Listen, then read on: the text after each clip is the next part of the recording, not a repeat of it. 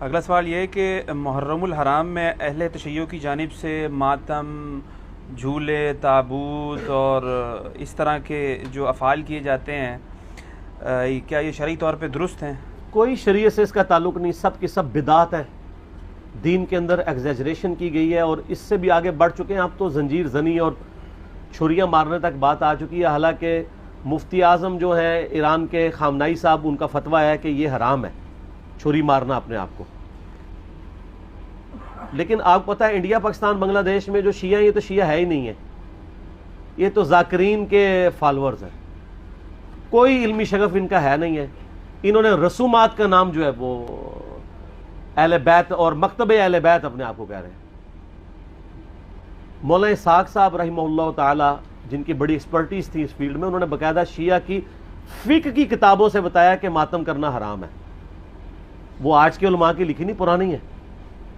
یہ بدعات ہیں جو انہوں نے داخل کی ہیں، جیسا کہ کئی بدعات اہل سنت کے ہاں بھی داخل ہو گئی۔ یکم محرم کا جلوس بھی تو بدعت ہے نا۔ اگر 10 محرم کا بدعت نکالا ہوا انہوں نے، پروگراموں کے میں خلاف نہیں ہوں، آپ کریں، سارے خلفائے راشدین کے پروگرام کریں، لیکن سڑکیں بلاک کر کے لوگوں کو تکلیف میں ڈالنا، مریض ہاسپٹل تک نہ پہنچ سکیں، بچے سکولوں تک نہ پہنچ سکیں، اور اس طریقے سے یہ معاملات کو کرنا، یہ نہیں ہونا چاہیے۔ آپ کنٹرول انوائرمنٹ کے اندر کسی گراؤنڈ میں سرمنی کریں، کسی مسجد میں کریں، کسی امام بارگاہ میں کریں، ضرور کریں، لیکن یہ جو باقی جو چیزیں، یہ جھولے اور ذوالجناح کے جلوس نکالنا اور یہ پنجے اور اس کے نیچے سے گزرنا، اور پھر آج کل تو گھوڑوں کو دفنا بھی رہے ہیں، ٹھیک ہے، تو یہ سب کی سب بدعات ہیں دین میں داخل کی ہیں، اور اس کی وجہ سے شیعہ کی ان ایکٹیویٹیز نے یعنی مکتب اہل بیت کو نقصان پہنچایا ہے۔ بجائے کہ ان کی تعلیمات کو سامنے لایا جاتا، ان لوگوں نے ان معاملات میں ڈالنا شروع کر دیا۔ ماتم بھی بالکل حرام ہے۔ میں نے یوٹیوب پہ میرا کلپ آلموسٹ 20 لاکھ کے قریب لوگ دیکھ چکے ہیں، ماتم کے حق میں شیعہ کے 3 دلائل، میں نے اس کا جواب دیا ہے، اور اس میں جو ایک ٹاپ آف دا لسٹ یہ پیش کرتے ہیں، میں حصول برکت کے لیے عرض کر دیتا ہوں۔ بلکہ میں اگلے دن ایک شیعہ عالم کو دیکھ رہا تھا، تو وہ دنیا ٹی وی پہ ایک پروگرام تھا، اس پہ بیٹھ کے وہ کہہ رہے تھے کہ جی پہلا ماتم تو سیدہ عائشہ نے کیا ہے، ٹھیک ہے، نہیں نام میں نہیں لیتا، آپ سب کو پتا ہے، کیونکہ نام والی پالیسی اب نہیں ہے۔ تو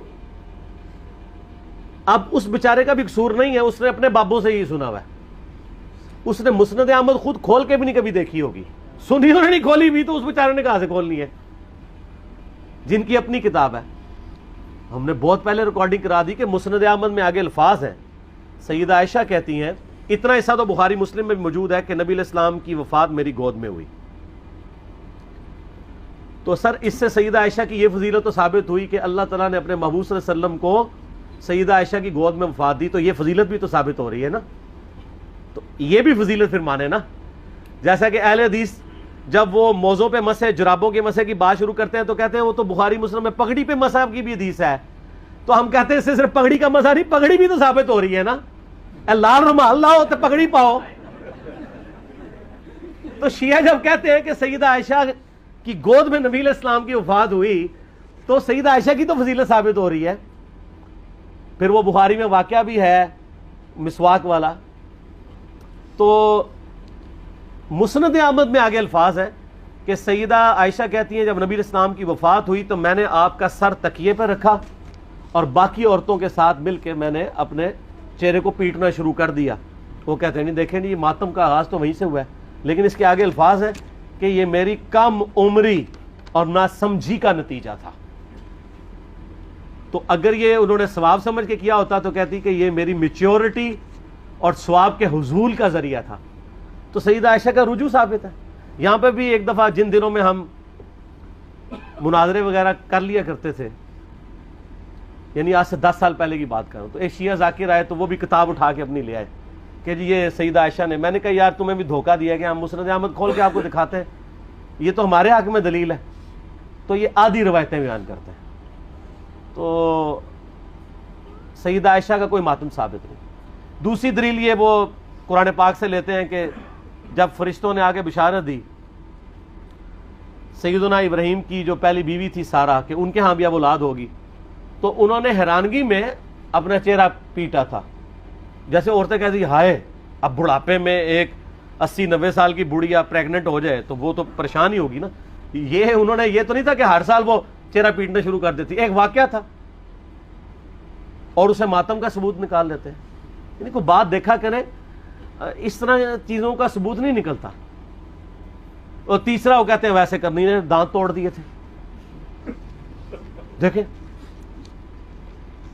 اس میں تو میں نے اتنی بڑی ان کو پھکی دی ہے کہ وہ تو قیامت تک بھی ڈکار آتے رہیں گے اس کے.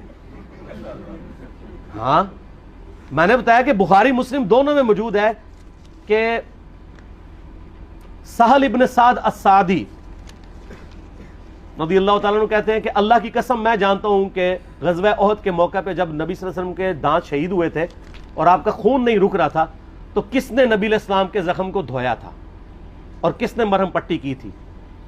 تو انہوں نے بتایا کہ ڈھال میں سیدنا علی جو ہے پانی لے کر آئے اور ڈھال کو الٹا کریں تو پیالہ بن جاتی ہے. تو سیدہ فاطمہ اس زخم کو دھوتی تھی اور جب خون نہیں رک رہا تھا تو سیدہ فاطمہ نے ایک کاٹن کا کپڑا جلا کے اس کی راکھ رکھی تو وہ خون رک گیا. یہ سہل ابن سعد السعدی آل امیہ کے دور میں سیدنا علی کی فضیلت بیان کیا کرتے تھے بخاری مسلم میں, قسمیں اٹھا اٹھا کے, کیونکہ حج کے موقع پہ لوگ ان کو آ کے ملتے تھے کہ اب چند ایک صحابہ زندہ رہ گئے, ان میں سے ایک ہی ہیں. تو وہ پھر آل امیہ کے دور میں مولا علی کے فضائل بیان کرتے تھے. تو میں نے یہ پھکی دی ہے کہ جس شخصیت کے سامنے دانت شہید ہوئے ہیں اس نے تو اپنے دانت نہیں توڑے.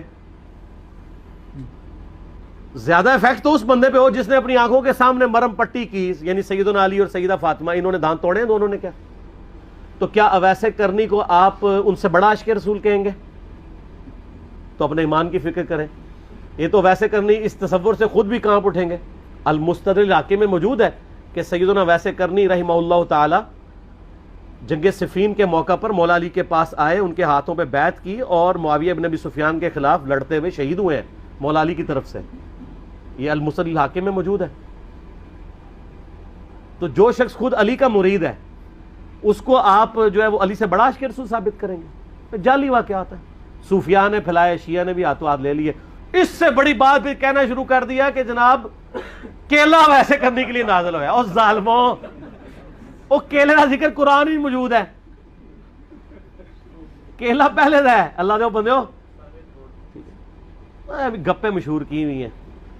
اور لوگ آج کل وہ کہتے ہیں دانتوں میں درد ہو تو آپ ویسے کرنی کہ 2 نفل پڑھ لیں, یہ کر لیں. سر دانتوں میں درد ہو تو کسی ڈینٹسٹ کے پاس جائیں.